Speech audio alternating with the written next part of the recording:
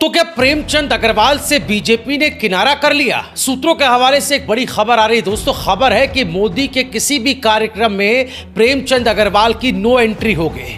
आपको बता दें कि उत्तरकाशी के प्रभारी मंत्री होने के बावजूद आज प्रेमचंद अग्रवाल को कार्यक्रम में नहीं बुलाया गया, ना ही स्वागत में बुलाया गया, ना ही मोदी जी के दिल्ली वापस लौटने पर ही वो विदा करने के लिए आए।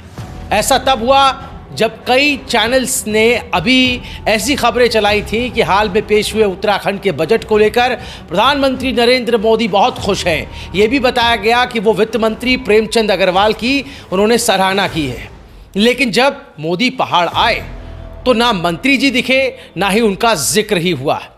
बहरहाल ऐसा कहा जा रहा है कि प्रदेश के माहौल को देखते हुए मुख्यमंत्री धामी की नाराजगी कहीं ना कहीं भारी पड़ गई है और ऐसा भी अनुमान है कि जल्द ही मंत्रिमंडल से पत्ता कट सकता है। यही नहीं, कुछ और नेताओं पर भी गाज गिर सकती है।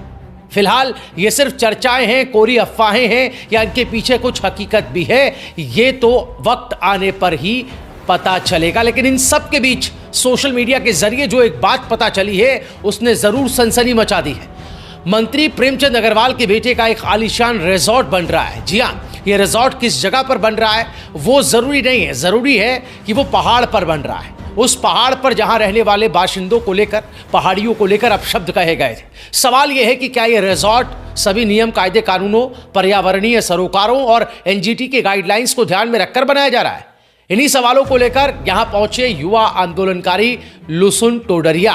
सबसे पहले सुनिए उन्होंने अपनी वीडियो में क्या दिखाया और क्या बताया। जय उत्तराखंड साथियों, मैं इस समय कोडियाला में हूं और आजकल हम देख ही रहे हैं कि किस तरह से जो चर्चित मामला चल रहा है कि प्रेमचंद अग्रवाल द्वारा जो टिप्पणी करी जा रही है पहाड़ के लोगों को, उससे पूरा उत्तराखंड में उबाल है। पर आपको मैं कोडियाला में एक चीज और दिखाना चाहता हूं कि किस तरह से प्रेमचंद अग्रवाल के द्वारा बहुत आलीशान प्रॉपर्टी यहाँ बनाई जा रही है और आप देख सकते हैं किस तरह से एनजीटी के नियम कानून के ऐसा लग रहा है कि धज्जियां उड़ रही है यहाँ। अगर कोई पहाड़ का युवा स्वरोजगार करे तो एनजीटी के पास आज अनुमति है कि आप पर्यावरण को नुकसान पहुंचा रहे हैं, आप इस तरह से आप पहाड़ को नुकसान पहुंचा रहे हैं। इतनी जमीन पे कब्जा, इतनी जमीन खरीद के यहाँ आप इतना बड़ा रिजॉर्ट बना रहे हैं तो कोई एनजीटी का कोई व्यक्ति शायद यहाँ नहीं आया, क्योंकि यहाँ तो सरकार के लोग हैं जो सरकार में बड़ा मंत्री पद का ओहदा रखते हैं और इस तरह से वो बना रहे हैं। मेरे साथ भाई मोहित डिमरी जी भी मौजूद है, मूल निवास दुकानों संघर्ष समिति के संयोजक मोहित डिमरी भाई। किस तरह से आप पूरा प्रॉपर्टी को देख रहे हैं, किस तरह आप देख रहे हैं पूरा घटनाक्रम में आजकल चल रहा है और किस तरह से आपको लग रहा है कि नियम कानून के धज्जे उड़ाई गई? देखिए साथियों, आज हम अभी गैसन के लिए निकले हैं और रास्ते में हम कोडियाला में भी यहाँ पर रुके हैं और आप देख सकते हैं एक आलीशान यहाँ पर होटल बनाया जा रहा है और ये होटल एक ऐसे कैबिनेट मंत्री का है जिन्होंने चर्चा में है। आप सब उस नाम से परिचित हैं, प्रेमचंद अग्रवाल। उनके बेटे के नाम पर यहाँ पर ये प्रॉपर्टी तैयार की जा रही है और आप समझ सकते हैं करीब करीब 50 से 60 करोड़ की ये प्रॉपर्टी होगी। और एक मंत्री जो पिछले 4 बार ऋषिकेश से विधायक रह चुके हैं और इस बार कैबिनेट मंत्री बने हैं, विधानसभा अध्यक्ष रहे हैं, आप इस बात को समझ सकते हैं ऐसा कौन सी इनके पास जादुई छड़ी है जहां से ये पैसा बना रहे हैं। ऐसा कौन सा चमत्कार कैबिनेट मंत्री कर रहे हैं, इनके पास अकूत धन संपदा आ गई है। करोड़ों रुपए इनके पास आ कहां से रहा है, अपने आप में सवाल पैदा करता है। करोड़ों की संपत्ति है, आप कैसे जोड़ पा रहे हो? तो कहीं ना कहीं आपने जनता का पैसा लूटा है, कहीं ना कहीं आपने जनता की गाड़ी कमाई पे डाका डाला है, इसलिए आप यहाँ पर एक बड़ा होटल तैयार कर रहे हैं। और इसी तरह यमकेश्वर क्षेत्र में भी आपका एक बहुत बड़ा रिजॉर्ट बनकर तैयार हो रहा है। इस बात को समझना होगा, जिस राज्य की जनता लगातार गरीब हो रही हो, उस राज्य के नेता दिन दुगनी रात चौगुनी उनकी प्रगति हो रही हो, इस राज्य के संसाधनों को लूट रहे हैं। और आप देख रहे हैं आम आदमी को अपना घर बनाने के लिए तमाम तरह की दिक्कतें होती हैं, तमाम तरह के नियम कायदे कानून, प्राधिकरण, एनजीटी से लेकर तमाम समस्याओं से आम आदमी जूझता है। लेकिन जब एक कैबिनेट मंत्री, एक वीआईपी व्यक्ति एक आलीशान होटल बनाता है, प्रॉपर्टी जोड़ता है, उसके लिए कोई नियम कायदे कानून नहीं होते हैं। चाहे पेड़ों का कटान हो जाए, चाहे सरकारी जमीन पे कब्जे हो जाए, चाहे अन्य तरह से गैर कानूनी कार्य हो जाए, वहां पर कोई भी आपत्ति सरकार को नहीं होती है। तो सारे नियम कायदे कानून आम जनता के लिए है। और जो वीआईपी लोग हैं वो इस तरह से इस राज्य के रिसोर्सेस को लूटते हुए अपने लिए संपत्तियां जोड़ रहे हैं, ये भी हमको समझना होगा। और हम इस बात को लेकर संघर्ष कर रहे हैं कि प्रेमचंद अग्रवाल को तत्काल मंत्री पद से बर्खास्त किया जाना चाहिए। एक तो इन्होंने पहाड़ के लोगों को अपशब्द बोले हैं, दूसरा इनके पास इतनी संपत्ति आई कहां से, इसकी भी अब जांच होनी चाहिए। ये हम मांग सरकार से कर रहे हैं। तो देखा आपने ये पूरी एक तस्वीर जिसको लेकर लगातार आज सोशल मीडिया पर खूब चर्चाएं हुई हैं। यहाँ पर बिरजू मयाल भी पहुंचे थे। ये एक मसला है, लेकिन सबसे बड़ा मसला तो आज उत्तरकाशी में हुआ, जहां सरकारी शो चला। प्रधानमंत्री मोदी आए, यहाँ पर नाच गाना हुआ, खूब लोक नृत्य हुए, वहाँ के खान पान की बात हुई, वहाँ टूरिज़्म बढ़ाने की बात हुई, सरकार की पीठ थपथपाई गई। उत्तराखंड के मुख्यमंत्री पुष्कर सिंह धामी को अपना छोटा भाई उन्होंने कह दिया। ये सारी चीज़ें हुई। उत्तरकाशी का सरकारी शो तो अब खत्म हो चुका है, क्योंकि मोदी दिल्ली लौट चुके हैं, लेकिन गैरसैंण में जनता का हल्ला बोल जारी है। तस्वीरें दिखते हैं, भीड़ इतनी कि पैर रखने तक की जगह नहीं। महिलाओं की बड़ी तादाद में मौजूदगी इस आंदोलन की सफलता की गारंटी है। बच्चे, बूढ़े, जवान, आंदोलनकारी, सियासतदान सब एक ही छत के नीचे नजर आ रहे हैं, एक नारे के साथ। नारा, मंत्री प्रेमचंद को बर्खास्त करो।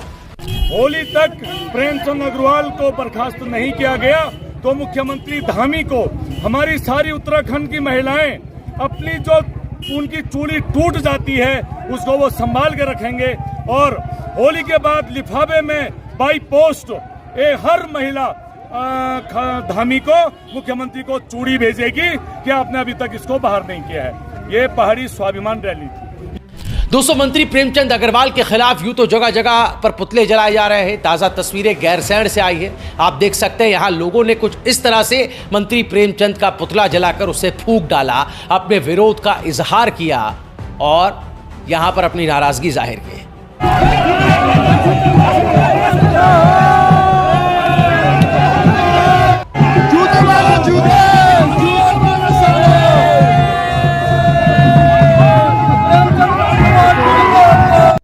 इधर पुतला जलाया जा रहा था, उधर हाल ही में सोशल मीडिया पर अपने आमरण अनशन को लेकर चर्चा में आए बिरजू मयाल भी पहुंच गए गैरसैंण। उन्होंने यहां पहुंचते ही अपने सिर पर दे मारी सिस्टम की लाचारी, कैमरे पर पोल खोलकर रख दी सारी।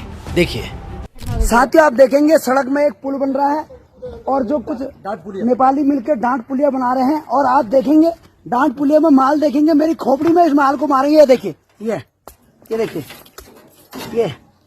ये देखिए, ये कितने दिन चलेगा आप सोचिए। ये खुद देखिए आप, ये देखो, ये देखना, ये देखो जो मेरे सर पर नहीं टिक रहा है वो कितने दिन टिकेगा। ये देखिए, ये क्या है, ये देखो, ये ऐसी पुलिया बनेगी कितने दिन टिकेगी ना इसको। ये पुलिया इतने दिन कितने दिन टिकेगी ये पुलिया। देखिए ये क्या हो रहा है, ये देखिए, ये देखिए, ये क्या है, ये आप देखेंगे क्या बन रहा है। ये देखिए, ये मेरी खोपड़ी में नहीं टिक रहा है ये मसाला। ये रोड में जब गाड़ी चलेगी तो कब कैसे मसाला टिकेगा। हाँ जी भाई साहब, आपका ठेकेदार कौन है?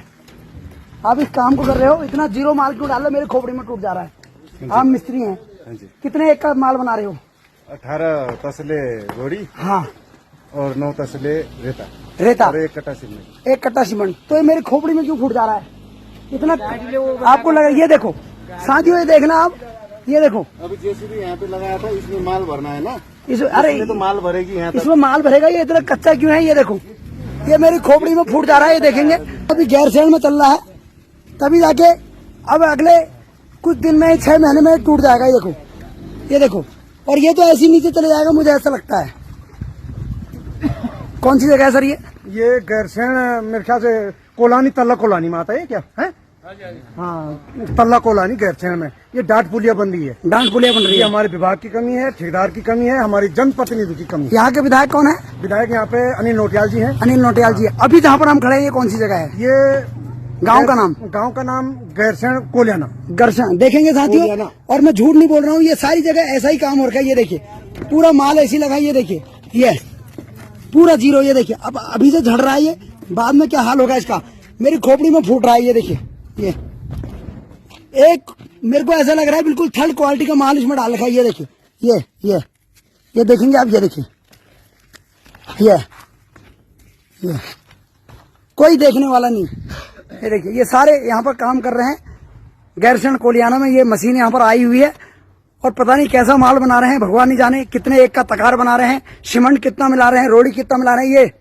ये देखिए, ये सारा काम ऐसे हमारे उत्तराखंड में काम होता है कि अभी ये बनेगा और क्या इसके ऊपर कोई ट्रक इसको झेल पाएगा, क्या इसके ऊपर कोई गाड़ी इसको झेल पाएगी जब एक तरह कच्चा बन रहा है। तो ये सोचिए आप, ये इधर भी देखेंगे, ये देखिए, ये सारा बेकार है। ये देखिए, सारा बेकार है। ये देखिए आप, ऐसे हाथ में ऐसे, ये देखिए, ये बिल्कुल बेकार माल है, बिल्कुल बेकार। ये देखो, ये क्या ऐसे काम होना चाहिए पहाड़ों में? कितने दिन टिकेगी रोड, क्या लगता है? बिल्कुल, आप देख लो, मैं जब से ये रोड यहाँ पे डीडी कॉलेज बना है, हाँ। तब से मैं इस रोड को यहाँ पे ऐसे ही देखता हूँ। हाँ। न ये रोड अच्छी बनी, न ये बुरी बनी, ज्यों के त्यों है। अच्छा एक बात बताइए, जब ये मसाला मेरी खोपड़ी में फूट जा रहा है तो तुमको क्या लगता है जब गाड़ी का टायर इसके ऊपर चलेगा कितने दिन से वो भी टूट जाएगा है? बिल्कुल, गाड़ी पूरा ही नीचे जाएगा, नीचे जाएगा, पूरा नीचे जाएगा। तो साथियों आप देखेंगे गढ़वाल में भी ऐसा हाल है, देखेंगे टेंगा और सारा काम जीरो। इधर बिरजू मयाल की वीडियो पर लोगों का ध्यान गया ही था कि उधर युवा आंदोलनकारी मोहित डिमरी ने गैरसैंण में बन रहे 50 बेड के अस्पताल की हकीकत को कैमरे पर रिकॉर्ड कर कुछ सवाल उठा दिए। इस वीडियो को देखिए और अपना नजरिया, अपनी राय भी बताइए। साथियों, अभी हम लोग गैरसैंण में मौजूद हैं।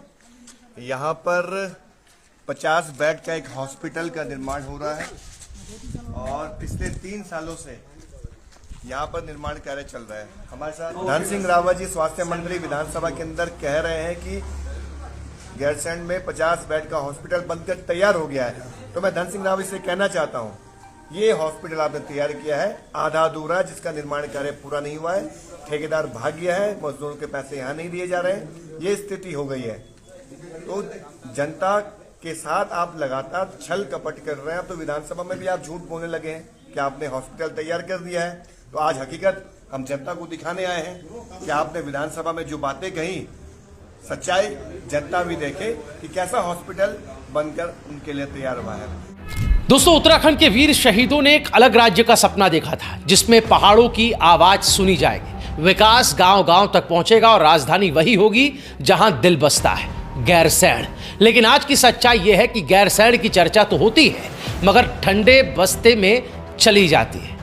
ठंड बढ़ते ही नेताओं की हड्डियां कांपने लगती है और राजधानी का सपना गर्म कमरों में ठंडा पड़ जाता है। पूर्व सीएम त्रिवेंद्र सिंह रावत ने पूरे जोश में गैरसैंण के विकास के लिए 25,000 करोड़ रुपए की घोषणा की थी। सुनने में कितना शानदार लगता है ना, लेकिन हकीकत यह है कि यह रकम अब तक सरकारी फाइलों में ही सर्दी झेल रही है। धरातल पर तो एक ढेला भी नहीं गिरा है। सबसे दिलचस्प पहलू तो यह है कि ग्रीष्मकालीन राजधानी के नाम पर जो तमाशा हो रहा है वो बस 2-3 दिन की रस्म अदायगी बनकर रह गया है। जब जब गैरसैंण में सत्र बुलाने की बात होती है, विधायकों को ठंड लग जाती है। बेचारे विधायक, कहीं उनकी तबीयत ना बिगड़ जाए। इसीलिए देहरादून का वातानुकूलित माहौल ही उन्हें मुफीद लगता है। पहाड़ के लोगों ने जिन्हें अपना प्रतिनिधि बनाकर भेजा, वो खुद को ही पहाड़ से बचाने में लगे। हकीकत बता रहे हैं खुद मोहित डिमरी। इस वीडियो को देखिए। ये देख सकते हैं भराड़ीसैंण में ग्रीष्मकालीन राजधानी घोषित तो हो गई है, लेकिन यहाँ पर सत्र बमुश्किल 2 या 3 दिन के साल भर में होते हैं और इस पर करोड़ों रुपया खर्च होता है। और जब सत्र की बात होती है तो हमारे माननीय विधायकों को ठंड लग जाती है, वो यहाँ आने से कतराते हैं। तो आप समझ सकते हैं जो हमने जिन्हें विधायक चुना है उनकी पहाड़ के प्रति किस तरह की सोच है। वो पहाड़ में आना ही नहीं चाहते हैं। तो ऐसे में कैसे हम उम्मीद कर सकते हैं कि हमारे पहाड़ का विकास होगा। और गैरसैंण के डेवलपमेंट के लिए, यहाँ आधारभूत सुविधाएं जुटाने के लिए पूर्व मुख्यमंत्री त्रिवेंद्र सिंह रावत जी ने 25,000 करोड़ रुपए की घोषणा की थी। मैं उनसे सवाल पूछना चाहता हूं, आखिर आपकी सरकार ने जब यहाँ के लिए 25,000 रुपए करोड़ देने का वादा जनता से किया है, तो आपके उस वायदे का क्या हुआ? क्यों नहीं यहाँ पर आपके कहे अनुसार पैसा खर्च किया जा रहा है, यहाँ का डेवलपमेंट किया जा रहा है? 25,000 करोड़ में एक भी रुपया यहाँ आधारभूत सुविधाएं जुटाने में खर्च नहीं हुआ है। आज भी यहाँ स्वास्थ्य सेवाएं बहुत ही ज्यादा खस्ता है, बदहाल है। हॉस्पिटल में डॉक्टर नहीं है। यहाँ पर स्कूलों की स्थिति बहुत ही दयनीय हम देख पा रहे हैं। सड़कों की हालत बहुत ही जर्जर स्थिति है। तो तमाम तरह से जो यहाँ का डेवलपमेंट होना था, उसके लिए जो आपने वायदे जनता से किए हैं, उसको पूरा सरकार को करना चाहिए था। लेकिन आप सिर्फ वायदे कर रहे हैं और ग्रीष्मकालीन राजधानी के नाम पर जनता को ठगा गया है, जनता को छला गया है। और साल भर में विधायक यहाँ सिर्फ सैर सपाटे के लिए आते हैं, कुछ दिन यहाँ पर गुजारते हैं, 2 या 3 दिन का सत्र होता है। जनता की गाड़ी कमाई को इस तरह से लूटा जाता है, खत्म किया जाता है। और आज आप देख सकते हैं क्या स्थिति हमारे अपनी, जो हम जिसे असली राजधानी मानते हैं, भराड़ीसैंण गैरसैंण को, उसकी स्थिति हम सबके सामने है। अरबों रुपए की संपत्ति यहाँ पर जोड़ दी गई है, अरबों रुपए यहाँ पे खर्च कर दिए गए हैं, उसके बाद भी स्थिति आप सब लोगों के सामने है। तो साथियों, हम सभी का एक सपना है, हम शहीदों के सपनों के अनुरूप जिस मूल भावना के लिए इस राज्य का निर्माण हुआ था कि हमारा अपना राज्य होगा, हमारी अपनी राजधानी पहाड़ के केंद्र बिंदु गढ़वाल और कुमाऊं के मध्य क्षेत्र में गैरसैंण में होगी, ताकि पहाड़ के दूरस्थ इलाकों तक विकास की किरणें पहुंच सके। जो सपने देखे गए थे, वो सपने पूरा करने के लिए हम सबको एक होकर लड़ना होगा।